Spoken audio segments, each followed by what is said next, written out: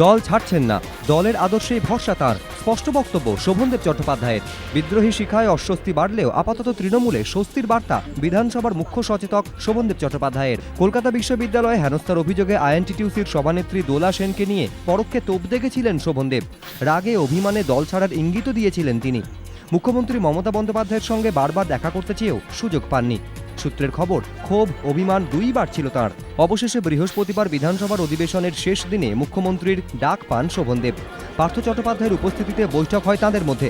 আলোচনার পর কেউ কিছু না বললেও রাজনৈতিক মহলের ধারণা মিটে গিয়েছে শোভনদেব বিতর্ক। 24 ঘন্টা কাটতে না কাটতেই অবশেষে সব জল্পনা দূর করে দিলেন খোদ তৃণমূলের এই অভিমানী বিধায়ক। শুক্রবার আশুতোষ কলেজে তৃণমূলের এক ট্রেড ইউনিয়নের সভায় শোভনদেব জানান, আগামী দিনে দল এবং দলনেত্রীর ভরসা রেখে তৃণমূল করবেন তিনি। প্রাইস সব ঘিরে এবার চূড়ান্ত নৈরাজ্যের ছবি বিভিন্ন হাসপাতালে। আরও একবার প্রকাশ্যে চলে এলো অসাধু ব্যবসায়ী চক্রের রমরমা ছবি। এবার চিকিৎসকদের প্রাণনাশের হুমকি দেওয়ার অভিযোগ উঠল দালালদের বিরুদ্ধে।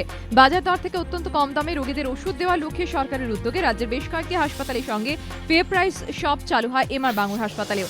ওষুধের নাম নয়, চিকিৎসকদের লিখতে হবে জেনারিক ওষুধের কোড। তাতে হাসপাতালে আশপাশে ব্যাঙের ছাতার মতো গজিয়ে ওঠা ওষুধ দোকানগুলি ব্যাপক ক্ষতি হবে, এই আশঙ্কায় বেঁকে বসে দালালরা। অভিযোগ, এমআর বাঙুর হাসপাতালে দোকান বন্ধের জন্য হুমকি দিচ্ছে দালালদের একাংশ। জুনিয়র ডাক্তারদের জেনারিক ওষুধের কোড লিখতেও বারণ করে হুমকি দেয় কয়েকজন দালাল।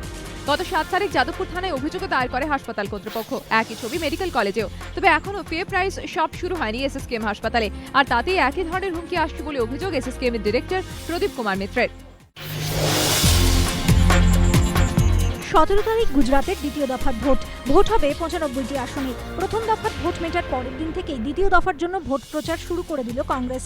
প্রথম দফার মতোই দ্বিতীয় দফার ভোটের আগেও বিজেপিকে 1 ইঞ্চি জমি ছাড়তে নারাজ কংগ্রেস হাইকমান্ড।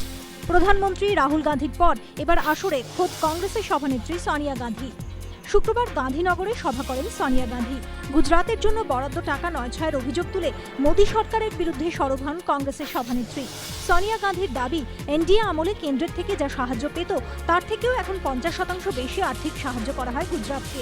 অথচ গরিব মানুষের উন্নয়নে সেই টাকা খরচই করতে পারছে না রাজ্য সরকার। এদিকে নিষ্কণ্টক নয় মোদির পথ, রয়েছে কেশুভাই কাঁটা। পটেল সম্প্রদায়কে হাতিয়ার করে ইতিমধ্যেই ভোট বাজার গরমে নেমে পড়েছে মোদির দীর্ঘদিনের সঙ্গী কেশুভাইয়ের গুজরাট পরিবর্তন পার্টি। শেষ হাসি কে হাসবে তার জন্য অপেক্ষা করতে হবে 20 তারিখ পর্যন্ত।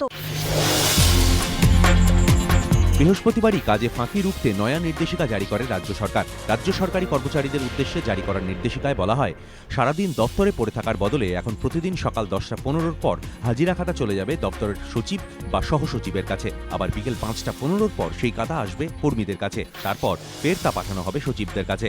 এই নির্দেশিকার পর কেটে গিয়েছে 24 ঘন্টা। শুক্রবারের মহাকরণ সেই তিমিরেই।